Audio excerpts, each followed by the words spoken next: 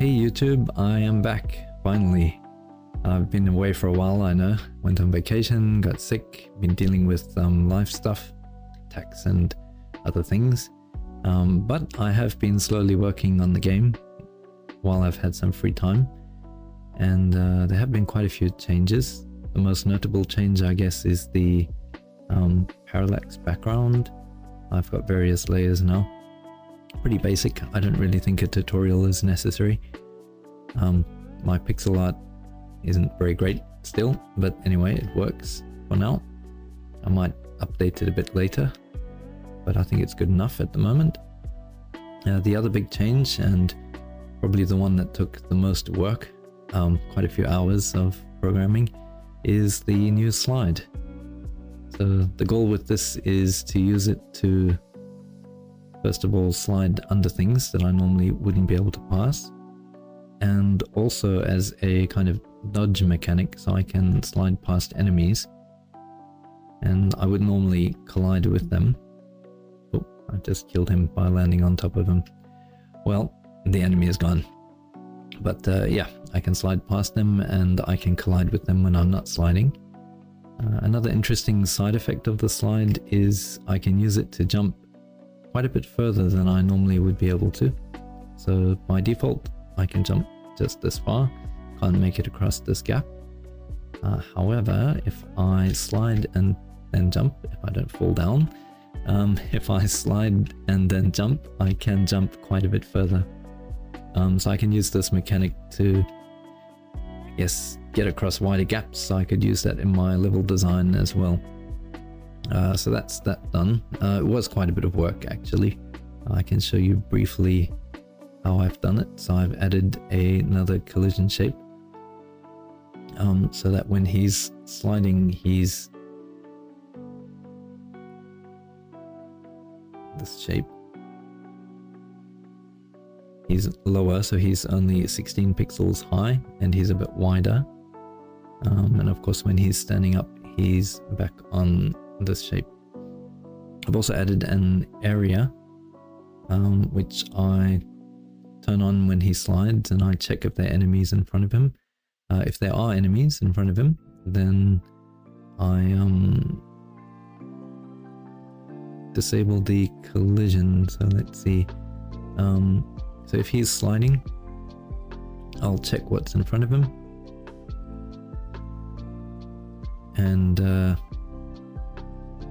set the collision mask to not collide with enemies, and then he should be able to pass freely. To stop sliding, I've actually done it based on his animation, which is a bit unusual.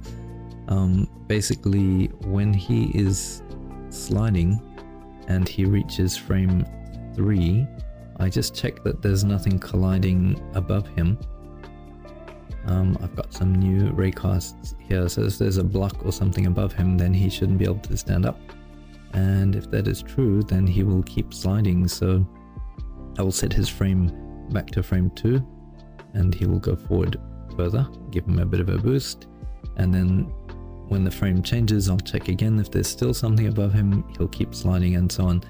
When he finally reaches the end of his slide animation, that's when he'll stop sliding, set his collision mask back to normal, and disable the shapes and re-enable his body shape.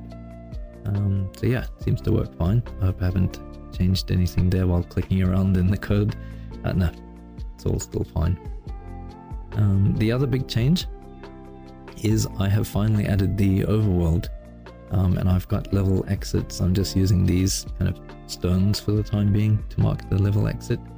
If I pass this, I go into the overworld. I did exit the east side of the level, so I popped out on this end. Had I exited on the west side, I would have come out on this side instead. I'm just using global variables to check that. So I set the variable to kind of village west. When the level loads, I just check what that variable was. If it was the west one, then he comes in on this side. And the same with the overworld, I check that variable. If he exited from the east, then he spawns here. Pretty simple. Of course, this is not what the overworld level is going to look like. It's not a giant square. There will be mountains and so on, as you can see in the parallax background. So there's still a lot more to add, trees and so on. That'll come a bit later. So yeah, I think that's basically all the changes. Is there anything that you'd like to see a tutorial for? Perhaps the slide, although that would be a very long tutorial. Parallax backgrounds, as I said, really simple. I don't think a tutorial's really necessary for that. And yeah, the overworld, just isometric tileset. Perhaps one difficult thing here was getting the movement to work as I intended. I looked for some isometric movement tutorials, and most of them had, if I pressed up, most of them had up moving this way and down moving this way, right this way and left this way, which I didn't like. So I've remapped everything. Up going this way, down this way, right, left, and then if I hold right and down, he moves this way, left and down this way, left and up, right and up, which to me is much more intuitive than the strange mapping that most isometric games use. Maybe it's just me. The other thing, of course, here I've added lighting, which doesn't really fit the rest of the game. So either I'll keep the lighting here and then add lighting to the platformer sections, or I'll just remove it from the overworld and have it nowhere. And let me think, what other changes have I made? I started playing around with weather effects, although they have not really been implemented, just using 2D particles. So I've got rain, which is just a child of the camera so that it always follows him around. And I've also made snow, but yeah, they're not really used as yet in the game. At least the effects are here so far. I'm planning to have seasons and weather, but that's a whole lot more work. So once I've drawn all the sprites again for the 4 seasons, then perhaps I'll work on the code to get that working. But that'll take probably a few months still. I'm not planning to do that anytime soon. I think next maybe getting a menu and working on the enemy AI so it actually moves around and attacks. And then I might start fleshing out the levels and the overworld. Of course, this first level is just a test area. This is not actually what the first level is going to be like. It should have a village here, huts and whatnot. But yeah, that'll come later.